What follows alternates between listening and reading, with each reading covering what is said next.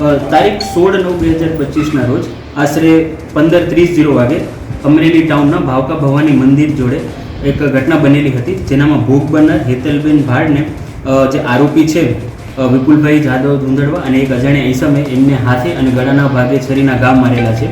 Amreli police સ્ટેશનમાં આ બાબતે BNS કલમ 109 હેઠળ એટલે અટેમ્પ્ટ ટુ મર્ડર હેઠળ ગુનો દાખલ કરવામાં આવેલું છે અને જે આરોપીઓ છે બંને એમની કાયદેસર ધરપકડ કરવામાં આવેલી છે.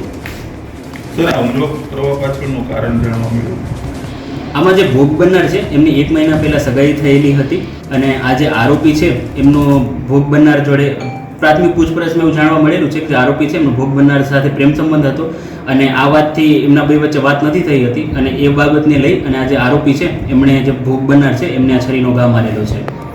સાહેબ, આરોપીનો કોઈ ગુનાહિત ઇતિહાસ? આરોપી છે વિપુલ જાદવ છે, એમની ઉપર મલ્ટિપલ ગુના દાખલ થયેલા છે, જેનામાં જુગાર અને પ્રોહિબિશનના કેસો સામેલ છે. બીજો સહાયક આરોપી છે, એનો કોઈ ઇતિહાસ? એ જે છે એમની ઇન્વેસ્ટિગેશન ચાલી રહી છે અને એમના વિશે જેમ જેમ વધારે માહિતી મળશે એમ આપની જોડે શેર કરવામાં આવશે. પોલીસે ફેસિલિટી કઈ તપાસ કરી?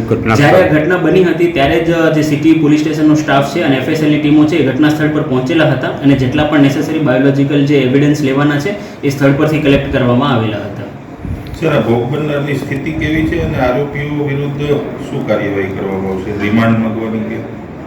ભોગ બનનારની સ્થિતિ છે એ અંડર ટ્રીટમેન્ટ છે અને ડૉક્ટર એમનું ટ્રીટમેન્ટ લઈ રહ્યા છે અને અત્યારના એ હોશમાં છે અને એમનું સ્ટેટમેન્ટ પણ આપી રહ્યા છે.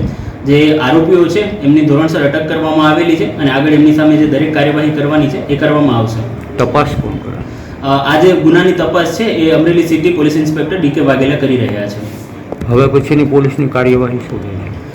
જેમ કે મેં કીધું કે આ લોકોને ધોરણસર અટક કરવામાં આવેલી છે અને આ જે કેસ માટે જેટલા પણ નેસેસરી એવિડન્સ છે બધા જે ટેકનિકલ અને જે સર્કમસ્ટેન્શિયલ એવિડન્સ છે એ કલેક્ટ કરી અને કોર્ટમાં રજૂ કરવામાં આવશે. આરોપીએ ક્યાં કેવી રીતે હુમલો કર્યો? ભાવકા ભવાની મંદિર જે આવેલું છે ત્યાં એ જગ્યાએ આરોપીઓ છે એમને જે ભોગ બનનાર છે એમને ગળાના ભાગે અને હાથમાં ઇન્જરી પહોંચાડેલી છે એમના છરી દ્વારા.